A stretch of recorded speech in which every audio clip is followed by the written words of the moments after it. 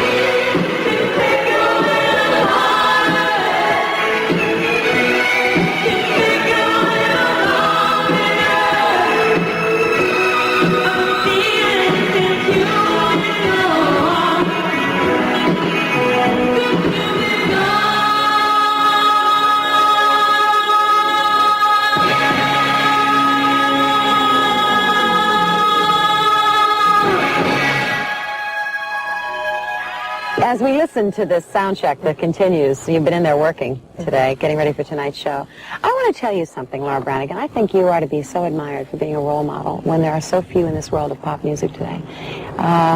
Because you are a take-charge kind of lady, and you seem to have done it the right way. Do you think young people, your audience, really know that about you?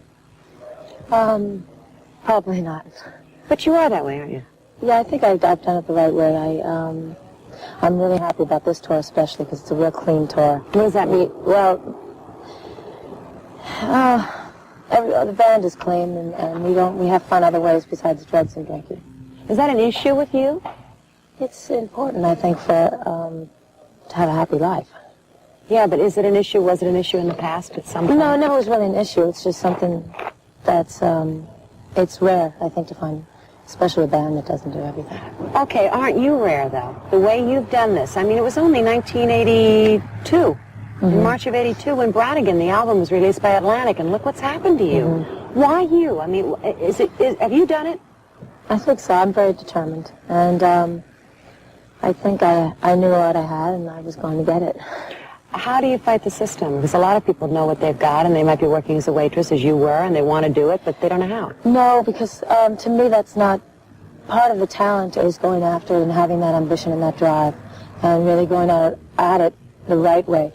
The way my career is building has been a nice, steady build, and it's a strong foundation that I have under me. It didn't shoot up, and then, all of a sudden it's taken 3 years, seems like or 2 years. 3 years, actually, seems like a short time, but it's built nice and solidly. And a lot of hard work and a marriage in the meantime, and a lot in your life. Does it sometimes seem like, wait a minute, stop the world, I want to get off?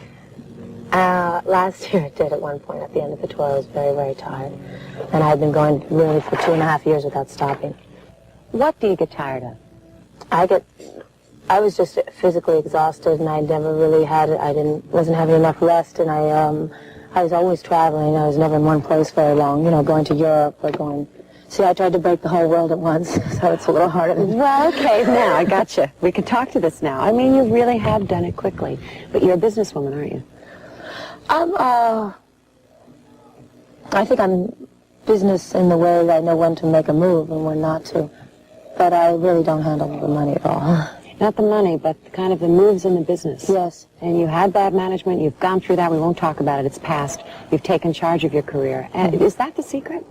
It's the secret. It really is getting good people around you. I mean, when you have great people working for you, it goes all that better. Being on the road, doing one-nighters, isn't it exhausting? No, it's not exhausting. You get used to the pace. You make sure you have enough rest. It's really not exhausting.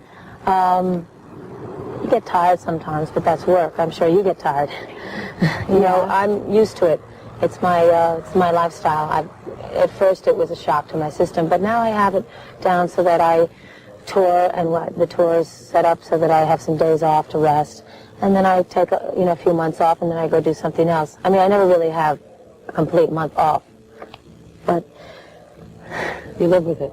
How do you relate to your audience, and who are they? You cross over. You really bridge a lot of ages, don't you, oddly enough? Yes, my audiences usually start about 7 and go up to about 70. That's great. It is great. That's what I wanted to do. I really think that if you have the talent and you have the emotion, which is what I really want to give to people, that there's no reason why older people can't enjoy modern music too. I read that you want to be remembered kind of like Edith Piaf is remembered. What does that mean? Piaf really, when she sang, her heart just jumped out of her throat and really grabbed the people. And there was such an emotional bond between her and her audience.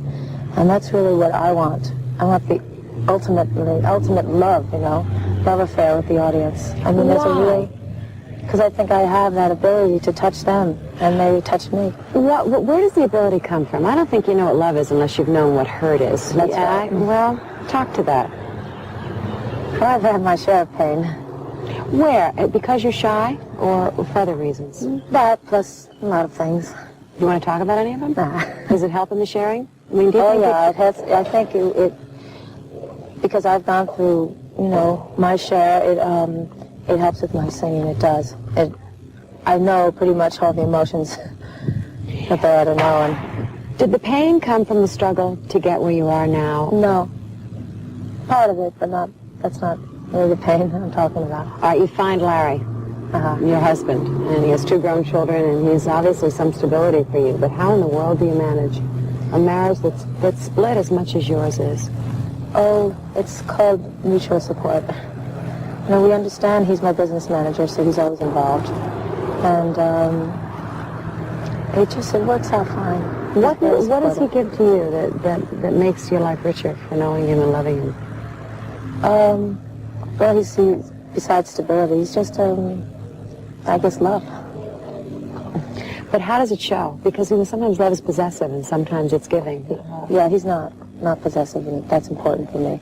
He lets me really, have my free reign and do my career, and he's very, very supportive. It's important. He's older than I am, so I think it's very important.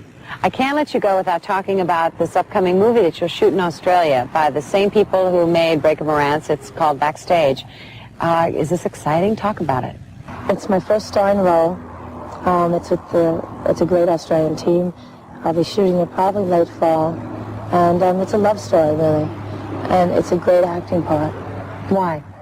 Because there's a lot of meat to the part, and it's a big part, and it really, I think I have in acting what I have in singing. Emotion. Huh? And it's also spontaneity. I can forget everything around me and just believe, as what I am. I play a lot of practical jokes, and when you play them, you have to believe what you're doing. If you're trying to convince someone of something. So I have practice. That's great, Laura. Well, have a good time here, and come back and see us, won't you? Sure I will. Good to see you. Thanks. Nice to see you. Thank you.